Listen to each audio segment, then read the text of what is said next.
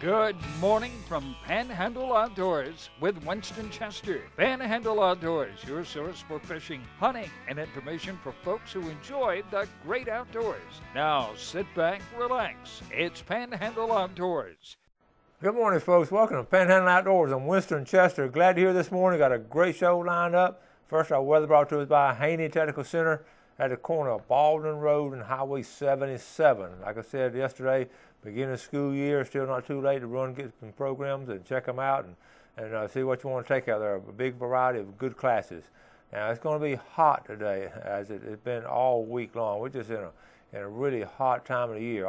Late August has always historically been like this, but it's going to be 95 today. Low is only going to be 79, but ironically, the water temperature dropped down to 81. But the humidity is going to be thick. It's just really miserable outside. Even your pets and all, take care of them, keep them in the shade or air conditioning, and just be careful. Don't overexert yourself on this kind of weather. The river readings, take a look at the river readings at Bluntstown. Apalachicola is reading at 2.9 this morning, and it's dropping on out. So Saturday morning, I know a lot of y'all folks head to the river. It's going to be hot, so you want to go early and get out there by noontime, but it'll be falling slightly. Same way on the Choctawhatchee River. You want to fish early, it's a 3.2, and I understand the fish are biting really good on the Choctawhatchee River now, especially up in the creeks and all, so it's a good report. So 3.2 and staying pretty steady. The tide chart brought to us by Kent Forest Lawn Funeral Home and Cemetery, and their motto is "When Carrying Counts." They're located right here on 23rd Street. Looking at a high tide this morning at 7:04. And low tide this evening at 5:49. Today's the 21st of August. Good strong tides the next couple of days. But looking in the next week, most of the next week, neap tides, not much going on. But, don't let the tides, we were talking about this the other day, neap tides is not going to necessarily cut out the fishing. There have been some nice fish caught during neap tides. You just don't get a lot of moving water. You have to work a little bit harder, but you still can catch some really good fish even when the tide is not moving. And I had some friends who caught some the last time on neap tide, okay? Marine forecast will be west-northwest at 5 to 10. And it looks like it's going to be a good day. It's going to be hot out there, okay? Let's take this break and we'll be right back.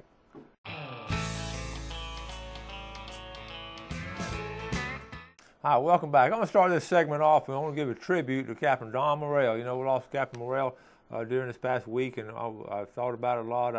I really, these old-time captains, we don't have very many left at all. And he was one of the truly old-timers and just a hard-working captain. And I interviewed him several times for the book and all, and I trying to decide on how to give a tribute. And I just think the best way, I'm just going to show you some pictures out of the book and that I got while I interviewed him. I'm going to just sort of read just one page I wrote about him. I'm going to sort of read it to you while I show you these pictures. I think, and right here, see the picture of him on the left in 1952, and then they caught, I want to comment on this picture right here. These fish right here were caught in the bay.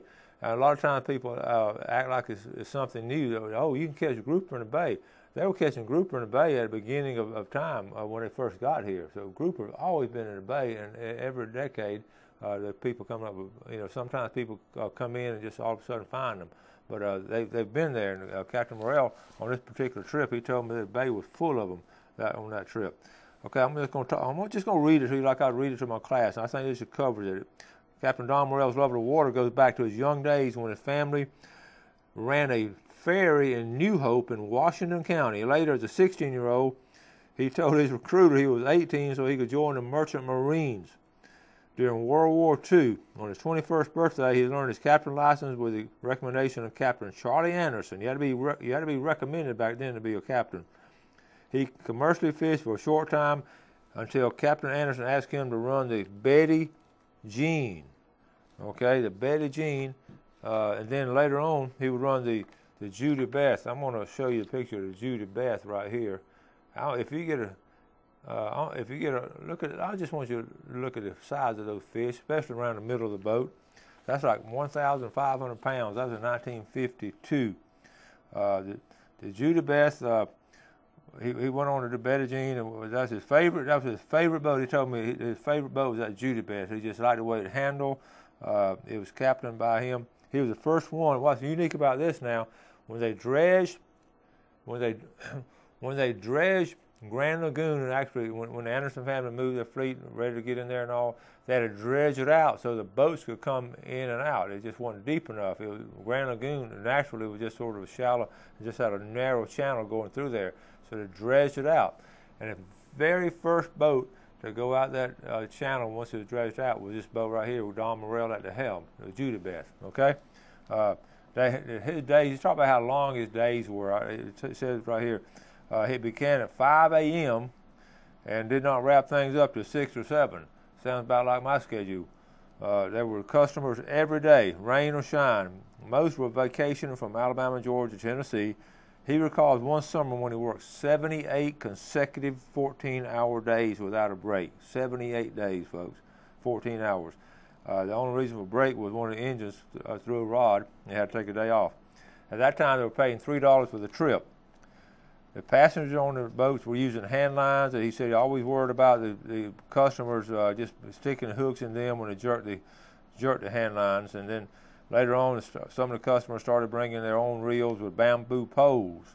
It's amazing he remembered all of this. The trend increased during the early 1950s, where the bamboo poles were replaced by fiberglass rods, and then finally the 6/0 reel became the order of the day instead of hand lining, the pin 6/0. He ran a Judy Beth through the 50s and early 60s, and then he acquired his own charter boat. He thought he was ready for his own charter boat, and he was very proud of this boat right here, the Miss Penny, okay? And this picture's in the book right here, the Miss Penny. He had this built up in Beaufort, South Carolina, up to his best specifications up there. And he had some other people running for him, too, while he also ran the Anderson boat. Sandy Ware ran this boat, Pat Kelly ran the boat, and it ran out of Smith Yacht Basin in St. Andrews. He had a lot of good deckhands. One of his favorites was Bill Shields, and a lot of y'all know Bill Shields of Superior Dry Cleaners, and he said Bill was just a good worker and just enjoyed fishing. And Captain Morrell's wife Mary raised 5 children in a loving home. And when asked about what his thoughts were on the fishing business, he told me I wouldn't change a thing. It was good to me, and I enjoyed it. As a matter of fact, he said I'm still going to build me some new reefs and all. So I know he's building some new reefs today. So our hats off to the Morrell, Captain Don Morrell, and it will close a chapter on another legendary captain from the Florida Panhandle, Captain Don Morrell. So let's go ahead and now move on to some announcements right here from the FWC. This just came aboard a free hunter safety internet completion course offered in Calhoun County. It's going to be August 23rd. That's this weekend. So you got to complete it on the internet first, and it's going to be there at the Blountstown Police Station. Okay, Blountstown Police Station. Also, I mentioned this other day, bow hunting field day for the internet course in Bay County. That's right here. It's going to be out at the Deer Point Lake office. Instructions from 8 a.m. to noon, and it's on Highway 2321. Here's the purpose of this.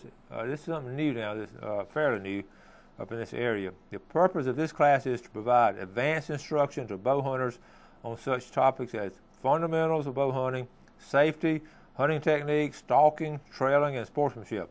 Even though it's not required, it's required in 14 states, and I imagine it'll be required here before too much longer. So get a good opportunity to go out there, especially have a youngster that wants to get into bow hunting and all. Be a good way to spend the day, but you have to complete a course online too. So go to their website and check that out. All right, then also, let's see, they got one. I think I got that one covered in Calhoun. Okay, here's another one. Here's a new one now. This is in Gaston and Liberty County. It's a hunter safety course, and it's going to be, let's see the date on it. In August, it just says August. It didn't give a date. August the 30th, so not this weekend, but the following weekend. Same situation, hunter safety in Liberty and Gaston. Those two areas right there. It's going to be held at the Woodman of the World. Little camp there right outside of Hosford, okay, on Highway 20. And, all right, let's take this break and we'll be right back.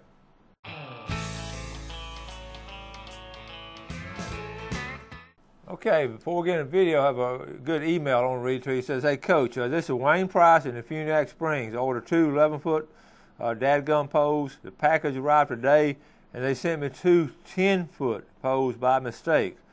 I emailed them, and they apologized for the mistake and sent me 2 11-foot poles and told me to just keep the first 2.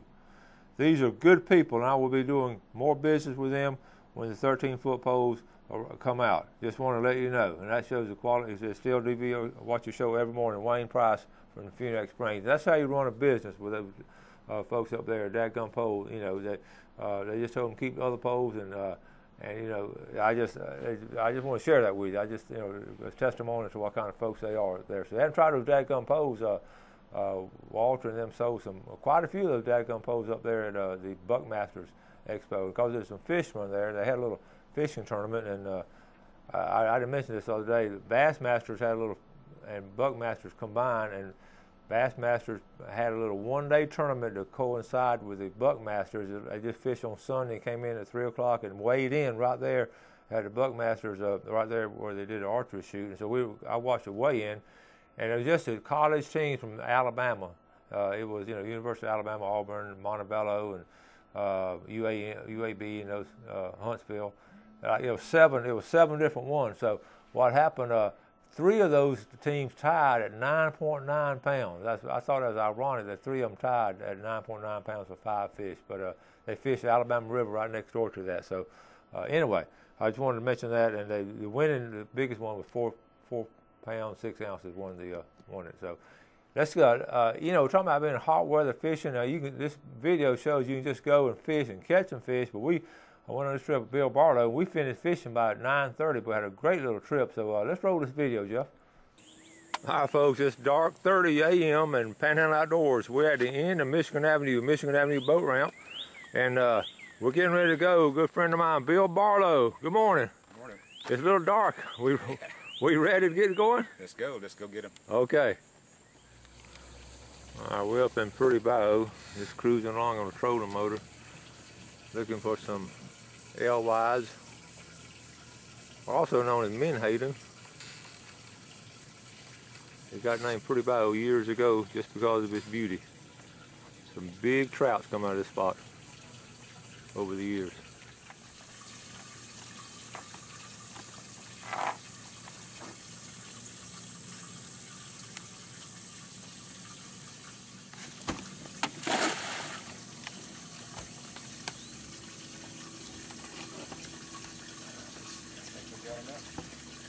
About 200 or 300.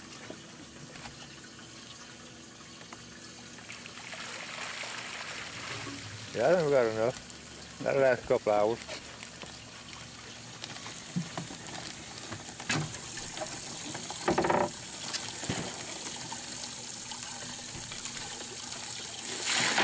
All right. Folks, we've been here 5 minutes now. Bill's already bowed up.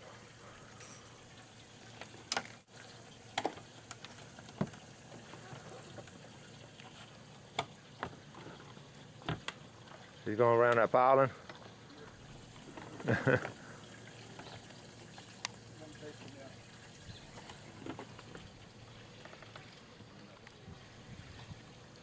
right, right around that piling there.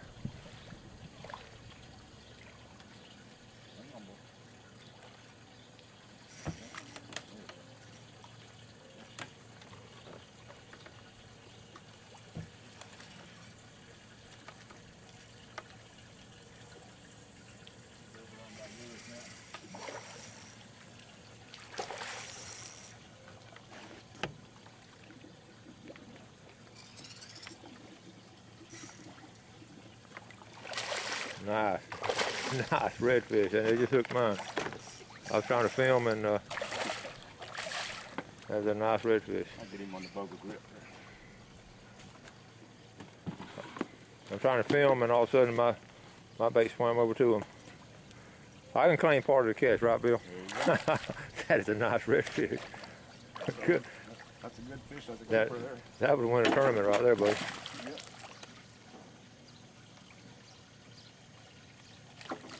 Ooh, look at that. Bad he is. Good job there. Hold him up there. First fish of the morning. Fine redfish there. Good job. What is that? Let's see how long he is. Got my little stick right Measure him right here. Make sure he's a good measurement. pinch the tail, 26. 26 inches. Now those tournament guys will love that one. I'm telling you.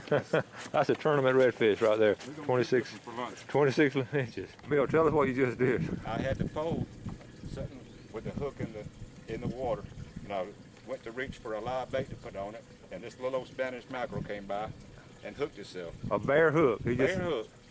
Little old baby Spanish in here. So you don't even need bait for a Spanish. Yeah, look at there.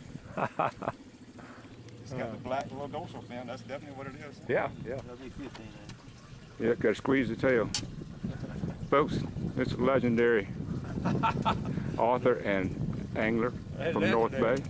Look at a nice speckled trout. All right. Okay.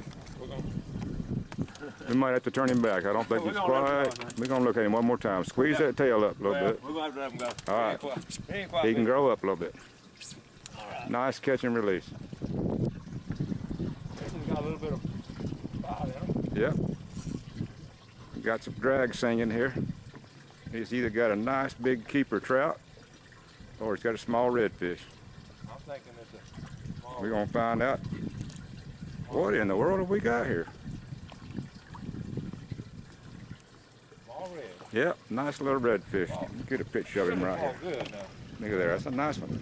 Real nice. They really fall good now. They're strong. Okay. That looks like supper right there. All right. Good job. All right. Look at there. Panhandle Outdoors. Panhandle Outdoors, redfish. He swallowed it too. Folks, we're fishing around this bait hitting the top of the water, and we've been catching some fish right around them. There you go. You can see them breaking the water there. We'll call redfish and trout right in this hole right here. This one exploded on the top of water. He's hit two of these pilings. All right, Look folks. out there. Winston is loaded up He's stretched on out. a big redfish. Oh man. Wrap around that piling. You get him off. Going around that piling. He's he'll come off. I'm on two pilings now. Oh man. Just keep playing with it there. I can't get over this two piling.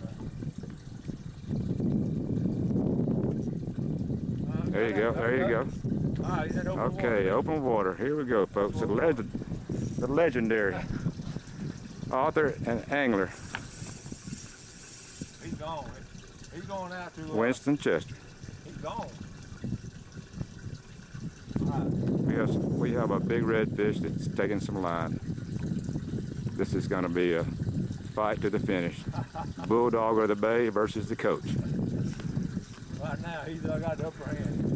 The redfish is winning at this point, but we do have him in open water, and we expect to have him back to the boat here in 5 or 10 minutes. This is probably an oversized fish. All right, Bill. What you got there, buddy? He just a little knothead. yearling, yeah.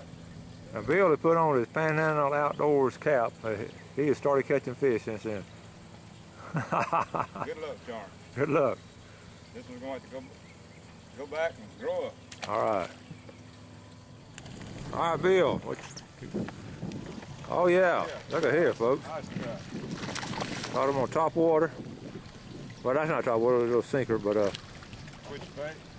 look at that. Look at that. I'll put him right up in the boat with that net. You need a net? Yeah. He's a nice one, though. That is a nice trout. There he comes. Good job.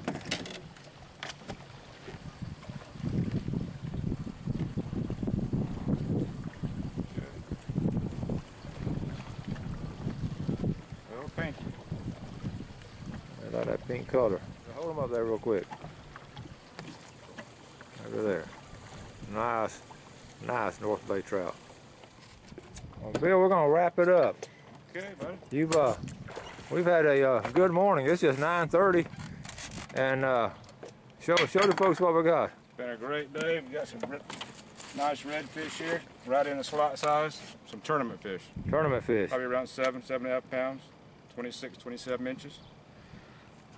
And a couple of nice trout. of a nice trout, 2 redfish. Trout, it's gonna be real good fried up in the frying pan. Yeah, we'll have to eat them tonight. Yes, sir. All right, buddy, that's a good trip. All right, trip. Bill Barlow, fishing out off Michigan Avenue boat ramp, came out in here different places and had a great morning.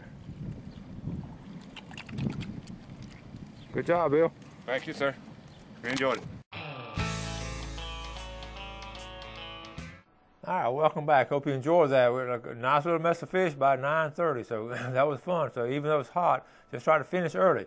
Fishing game forecast brought to us by Mark Coward, Edgewater Beach Realty. First time from 9:10 to 11:10, and then that was this morning, and then this afternoon or tonight from 10:17 to 12:17. And Mark works at Edgewater Beach Realty, a big part of Panhandle Outdoors team. A good, outstanding red fisherman. He and Michael, and we talked about it before. We're going to have more stuff on them later. Let's take a look at the kiddie pool at the state park. Now, there's been a little bit of controversy as to what's going on. For years, I'm going to zoom in on it now. You sort of see what we're talking about. So there's the, okay, I zoomed out then. So now I'm going to zoom in. And for years, folks have gone in there and actually, I'm going to try to keep things in the center right here. And there's the jetties, okay, the rocks. And then the rocks sort of end right here in the center. And, okay, now, see on the edge, these captains that have come in here for years and individuals and actually caught the bait fish right there at daybreak, a little bit after daybreak. And, of course, the park opens at 8 o'clock. And Captain Justin Lee called me and said he got ran off from there by state park personnel. He was there like 6 o'clock in the morning because the sign says no boats. Of course, nobody wants boats up there when kids are all in there. And everybody understands way up in there should be a no boat. But here at 8 o'clock in the morning is when it opens. So that I just was really was puzzled at that, and we're still trying to find out what they're trying to do, because if it park doesn't open at 8, I don't see anything wrong with a boat going up there catching them some bait fish. So anyway, we're going to talk more about that, but just be aware of that. If you're going in there trying to catch some, you might want to go over on the other side or something, but it's just beginning to be enforced. So we'll follow up on it and see what else is going on, but just be aware of it. Got to wrap things up with another good show. Appreciate you watching it as always, and I always want you to have a good day at work, and always do something good for your fellow man. You have a great day, and God bless. Thanks for joining us for Panhandle Outdoors with Winston Chester. Panhandle Outdoors features hunting, fishing, and other activities and information to help you enjoy the great outdoors. Join us next time for Panhandle Outdoors.